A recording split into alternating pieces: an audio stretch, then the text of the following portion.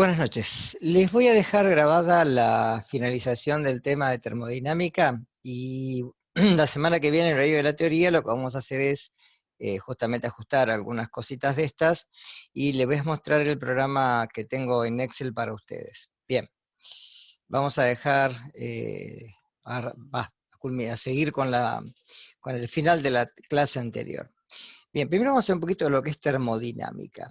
Cuando uno habla de termodinámica, habla de la ciencia que tanto en la física como en la química estudia el movimiento de moléculas, en el caso de que dos cuerpos se encuentren a distinta temperatura, del cuerpo que está a mayor temperatura al que está a menor. Esto es lo que vimos en la clase pasada. Ahora, hay un primer principio de la termodinámica que rige para todos los sistemas, y que la energía del universo se mantiene constante. Es decir, que cuando tenemos un sistema y ese sistema pierde energía, hay otro sistema que toma esa energía. Es decir, que siempre vamos a tener que la energía del universo es constante. La energía no se puede ni crear ni destruir, se puede solamente transformar.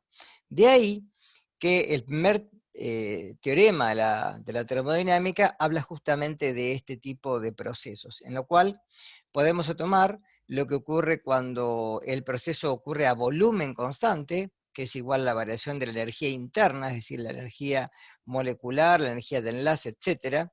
Y cuando hablamos a presión constante, que es lo que hacemos normalmente en el laboratorio cuando hacemos una reacción química, justamente es la variación de entalpía. Es la cantidad de energía en forma de calor que puede un cuerpo ceder a otro. Es decir, que siempre recuerden que un cuerpo va a ceder y otro va a absorber. La energía no se pierde.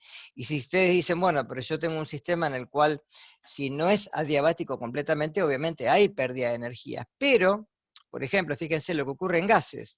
En gases, tanto el calor a volumen constante o el calor a presión constante son exactamente iguales, porque justamente en los gases el movimiento molecular me habla de que el movimiento de las partículas en lo que habíamos hablado la clase pasada, sí se rige por la energía cinética promedio de las mismas, con lo cual el reflejo de la temperatura. Bien, ahora, hay un segundo principio de la termodinámica que habla de que justamente en los procesos en los cuales las moléculas cambian de un estado a otro, por ejemplo, del sólido al líquido, aumenta la entropía. ¿Qué quiere decir entropía? Quiere decir desorden. Es decir, la entropía del universo desde el Big Bang está en aumento, porque a partir de un solo evento, que fue una mega explosión, se generó todo el universo. Y en la expansión se sabe que está en constante aumento en sus dimensiones, con lo cual obviamente tiende a aumentar su entropía, ¿sí? Los sistemas orgánicos, es decir, nuestras células, los organismos superiores y los organismos que tienden a tomar energía del medio ambiente en forma, por ejemplo, de nutrientes, tienden obviamente a disminuir su entropía en pos de aumentar la entropía del entorno, que es lo que estamos haciendo con nuestro planeta, si vamos al caso, ¿sí? A través de el concepto que tenemos de la incorporación de nutrientes y de sello de materiales, fíjense que el planeta está aumentando su desorden porque aumenta toda la carga que tenemos a nivel medioambiental, y esto hace que la entropía de los sistemas orgánicos disminuya en pos de que aumenta la entropía del entorno. Bien, ahora, ¿qué es lo que ocurre con el tercer principio? No es tanto para la asignatura de ustedes, pero fíjense que no se puede llegar nunca al cero absoluto, que fue lo que yo les dije cuando hablábamos del 0 grado Kelvin, porque la entropía de cualquier sustancia pura en equilibrio termodinámico tiende a cero a medida que la temperatura tiende a cero, ¿sí? Es decir, que es imposible llegar a esta temperatura, porque el grado de orden sería tan inestable que ni siquiera los electrones podrían moverse. De ahí que es una temperatura ideal. Bien. Ahora, el primer principio de la termodinámica habla de esto, de que la energía se debe de conservar, ¿sí? Y si de alguna manera nosotros tenemos en cuenta que cada sustancia tiene una cantidad de energía que es inherente a la misma por el movimiento molecular y el movimiento electrónico, podemos decir que cuando hay intercambio en forma de calor y trabajo, ¿sí? En cualquier proceso químico, la energía del sistema se va a dar por estas dos variables. Una es el calor y otra es el trabajo. Y en el principio moderno yo les dije que esta fórmula matemática, así la pido en los parciales y en los finales, ¿sí? Es igual a delta E. Antiguamente se hablaba de delta U, es lo mismo. Ustedes van a ver en algunos libros, como el Chan todavía, en alguna edición vieja, que todavía figura con este término de delta U. Delta U era calor menos trabajo, ojo con eso, porque ahí toma que el trabajo que se le entrega al sistema, ¿sí? Es negativo, y el trabajo que sale del sistema es positivo, a la inversa de lo que yo les expliqué, ¿sí? Es decir, todo lo que sea en pos del sistema aumenta su energía interna, y todo lo que el sistema realiza sobre el entorno disminuye la energía interna. Por eso todo lo que entra es positivo y todo lo que sale es negativo. Si tienen en cuenta que ahí hay un más y no un menos, ¿sí? Con este criterio de signos, que es lo que a mí me preguntaron en el final, ¿qué era? Este es el criterio de signos que tienen que adoptar, y es el que prácticamente figura en todos los textos modernos y todas las biografías, tanto de química como de física, ¿sí? Aclaro esto porque van a leer delta U y van a pensar qué es eso, que también es energía interna, y es lo mismo, pero es un criterio físico un poco más antiguo, en donde se tomaba en cuenta los calores que, por ejemplo, se intervenían en las heladeras, por ejemplo, cuando se hablaba de frigorías en vez de calorías, pero para tener un concepto mucho más acabado y mucho más sencillo, si toman esto como calor más trabajo, es mucho más eh, estable poder ver el sistema en cuanto a todo lo que se le aporta, aumenta la energía y todo lo que sale la disminuye. Por otro lado, tenemos que tener en cuenta que delta E, o variación de energía interna, siempre es energía final menos energía inicial. Y es una variable que es función de estado. ¿Qué quiere decir que sea función de estado? Que no involucra el estado intermedio del sistema, sino solamente, o el camino que ya se ha recorrido, sino al final el inicial. En cambio, calor y trabajo, siempre tenemos que considerar el camino recorrido, es decir, no son funciones de estado. A ver, un ejemplo sencillo. Si ustedes quieren agua para mate, normalmente la van a llevar a unos 77, 80 grados centígrados, temperatura en el cual justamente el mate sea agradable, no queme, como se dice generalmente coloquialmente, la yerba, y puedan tomar una serie de mates sin que el mate se lave, ¿sí? Sin que se produzca esto de que la yerba tiene esa cantidad de calor tan alta que el mate se lava. Ahora, yo puedo hacer dos cosas. Puedo llevar la pava, o la pava eléctrica cualquiera, a una temperatura de 80 grados centígrados y tomar mate. O bien, la puedo llevar a 100 y dejarla enfriar a 80. O bien, la puedo llevar a, por ejemplo, 90 y llevarla a 75.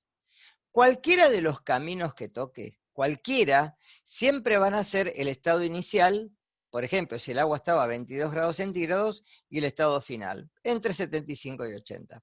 Pero el camino recorrido, fíjense que es distinto. Si yo pongo agua y el agua hierve un rato considerable, yo voy a gastar mucha energía. Después la dejo enfriar. Esa energía se disipa en el ambiente. Con lo cual el camino recorrido, fíjense que no es el mismo. Porque yo si llevé el agua a 100 y la dejé enfriar, vamos a ver ahora la variación de entalpía, son todas funciones de estado. Solamente dependen del estado final y el estado inicial.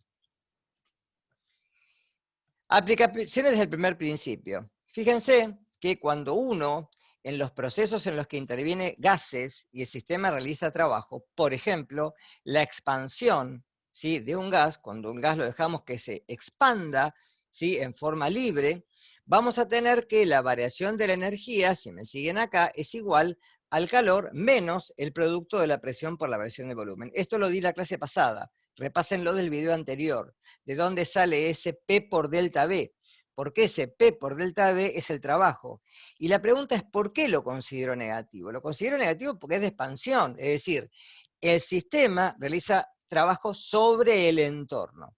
Con lo cual, si el proceso es a volumen constante, el volumen inicial y el final son exactamente los mismos, con lo cual la variación de energía es igual al calor al volumen constante. Es lo que yo di en la filmina anterior, que es decir, que la variación de energía interna es igual al calor a volumen constante. Y se puede calcular como cualquier proceso que despejando el volumen me queda directamente el número de moles por el calor a volumen constante por la variación de temperatura, ¿sí? Ahora, si el proceso es a presión constante, que es la mayoría de los procesos que nosotros hacemos en el laboratorio, la variación de la energía va a ser igual al calor, a presión constante, menos el producto de la presión por la variación de volumen. Es decir, que en este apartado tengo que tener en cuenta que acá, al ser la presión constante y el que, por ejemplo, tenga una reacción en el laboratorio donde tengo dos reactivos que reaccionan entre sí, generalmente la presión es la atmosférica y al ser constante la puedo tomar como positiva, porque no varía, ¿sí? Con lo cual puedo definir una nueva variable que es la entalpía. ¿Qué es la entalpía?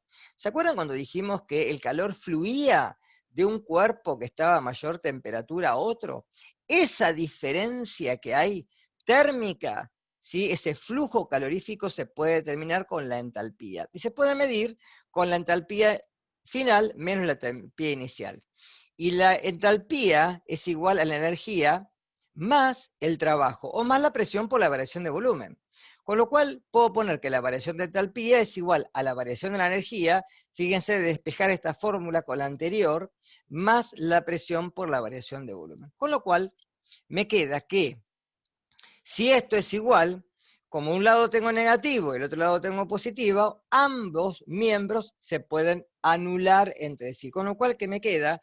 Que la variación de entalpía va a ser igual al calor a presión constante. Porque, de alguna manera, yo puedo tomar que el proceso puede intervenir también una generación de gases como la pérdida de hidrógeno, y al considerarlo puedo tomarlo en un lado positivo y en el otro lado negativo. ¿Sí? Bien. Ahora, si aplicamos esta ecuación, ¿sí? Que es lo que les dije recién, nos queda directamente que la entalpía de reacción es la entalpía que se intercambia, o sea, esa cantidad de energía que se intercambia cuando, por ejemplo, la reacción puede ser de neutralización o puede ser de combustión, cualquiera de las dos, ¿sí? En estas, ¿sí? Siempre tenemos que en las entalpías, por ejemplo, de formación, los reactivos reaccionan entre sí formando nuevos productos. Y se tiene como consideración que la entalpía de los reactivos y de las moléculas es cero. ¿Por qué? Porque es constante. ¿Sí? Y siempre se toma en condiciones estándar, no en condiciones normales de temperatura y presión. Es decir, ¿qué es lo que cambia? Que acá la temperatura no es a 0 grados centígrados, sino que es a 25, temperatura que generalmente usamos en el laboratorio. Acá hay una aclaración, por ejemplo, acá tenemos un ejercicio, no es para que ustedes lo hagan, sino para que lo vean, ¿sí? ¿Qué pasaría con la formación del dióxido de carbono, donde tenemos la entalpía de reacción y la entalpía de formación? Podemos aplicar un algoritmo sencillo, y fíjense que la entalpía de reacción es igual a la entalpía de formación de los productos menos la entalpía de formación de los reactivos. Se puede calcular directamente de esta manera. Ahí tienen cómo serían las reacciones por hemireacciones, como hicieron, ¿se acuerdan ustedes cuando hicieron la parte de redox? Con lo cual, un diagrama entálpico me podría dar, por ejemplo, este tipo de reacciones, en donde cuando se desprende calor, esto sí es importante, ¿sí? La reacción es exotérmica. Cuando absorbe calor, la reacción es endotérmica. Por ejemplo, si yo tuviera una reacción como la del hidróxido de sodio, la del sodio, perdón, metálico en agua, esa reacción es exotérmica, libera calor. En cambio, si yo quiero solubilizar el cloruro de amonio, esa reacción es endotérmica, absorbe calor, ¿sí? ¿Va a depender de qué? Va a depender de, justamente, los enlaces que se hallen entre los reactantes para formar productos, ¿sí? Normalmente uno puede decir que también en las células ocurren estos dos procesos. La única diferencia que es más correcto a nivel celular de hablar de exergónico cuando se libera calor y endergónico cuando se absorbe calor. Segundo principio de la termodinámica, ¿sí? Acá se habla de entropía, es decir, desorden. Y como es función de estado y está ligado al desorden, ¿sí? Uno habla de que los cuerpos muy desordenados son las que tienen partículas en constante movimiento, los gases. Los cuerpos muy ordenados son las sustancias cristalinas. Y en el medio tengo los líquidos, en donde la entropía es intermedia entre un gas y un sólido.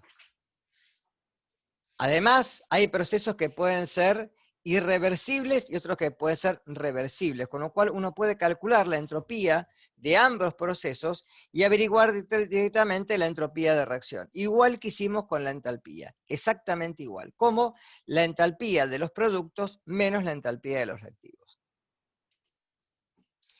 Último tema, muy importante, porque lo van a tratar en lo que viene en química y biológica. ¿Qué es la energía libre de Gibbs? En un proceso, normalmente, se puede dar que el proceso sea espontáneo o que sea no espontáneo. ¿Qué quiere decir que sea espontáneo? Que va a ocurrir en forma libre, ¿sí? Por ejemplo, la fusión del hielo a temperatura ambiente es un proceso espontáneo, ¿sí? El hielo va a tomar la energía del medio ambiente, el medio ambiente la va a ceder y el hielo se va a terminar fundiendo. Lo mismo que si lo ponemos en agua. En cambio, si yo, por ejemplo, quiero lograr que el agua se solidifique, tengo que retirar una cantidad de calor, con lo cual el proceso no es espontáneo. Tengo que aplicar algo para hacer que ese proceso se lleve a cabo. Y si ustedes se fijan, la energía libre tiene mucho que ver con el entorno celular. ¿Por qué? Porque hay procesos que son espontáneos y otros que no. En los procesos que no son espontáneos, irreversiblemente tienen que entrar en juego estas proteínas denominadas enzimas, que lo que hacen es disminuir la energía de activación y llevar el proceso a cabo, ¿sí? La fórmula que tienen que tener en cuenta para energía libre de Gibbs es que la energía libre, o delta G, o la variación de energía libre, mejor dicho, es igual a la variación de entalpía menos la temperatura por la variación de entropía. Paréntesis. ¿Cuándo una reacción es directamente espontánea? Siempre. Cuando la reacción es exotérmica, es decir, cuando la variación de entalpía es negativa, y cuando el sistema tiende al desorden, es decir, cuando la variación de entropía es positiva. ¿Por qué? Porque menos, y la temperatura está en grados Kelvin, o sea, nunca va a ser negativa, menos y menos me da siempre negativo. ¿Qué quiero decir con esto? Que delta G es siempre espontáneo cuando delta G es menor a cero. En cambio, delta G nunca es espontáneo cuando es mayor a cero. Ahora, tenemos el caso en el que, por ejemplo, si la reacción es endotérmica, es decir, que delta H, en este caso, delta H, va a ser, al ser endotérmica, tiene que absorber calor. Entonces, delta H es positivo. Y la reacción tiende al orden, delta S es negativo, más y menos por menos es más. Siempre es positivo, o sea, delta G nunca va a ser espontáneo. Y hay otros dos procesos, cuando delta H, por ejemplo, es negativo y delta S también es negativo, es decir, lo primero es negativo y lo segundo es positivo, que depende de la temperatura, o viceversa, cuando delta H es positivo y delta S es negativo. Ahí dependen de la temperatura, ¿sí? Después les voy a dejar un programita, se lo voy a estar la semana que viene para que vean cómo se puede trabajar esto en signos matemáticos, ¿sí? Y bueno, y acá tienen algo, por ejemplo, ¿sí? Espontáneo cuando la temperatura es mayor de cero, y no espontáneo cuando la temperatura es menor a cero. Cuando sí hay influencia del entorno. Fíjense, ¿Qué procesos son espontáneos? La expansión de un gas frente al vacío, la mezcla de dos gases inicialmente separados es espontáneo porque difunde uno, ¿sí?, con el otro, y después recuerden que los gases se comportan como si estuvieran solos, ley de Dalton. La dilución de un soluto normalmente es espontáneo. La igualación de temperaturas, si yo coloco un cuerpo que está más caliente cerca de uno frío, van a encontrar su equilibrio térmico, o la reacción, por ejemplo, de la lámina de zinc y el ácido clorhídrico, donde yo lo que agrego es el zinc sobre el ácido clorhídrico y se desprende hidrógeno. Bueno, ahí tienen acá esta reacción, que ya se les dije hoy, sodio en agua, una reacción muy exotérmica que forma hidróxido de sodio, hidrógeno más calor. A ver si se las puedo mostrar acá.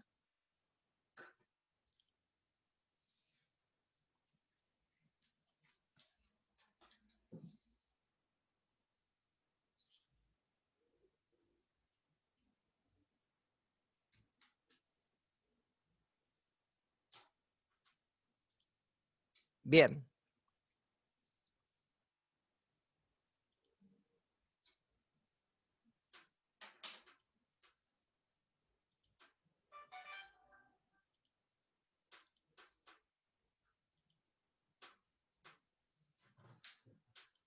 Sí, esta era la última. Bien, hasta acá.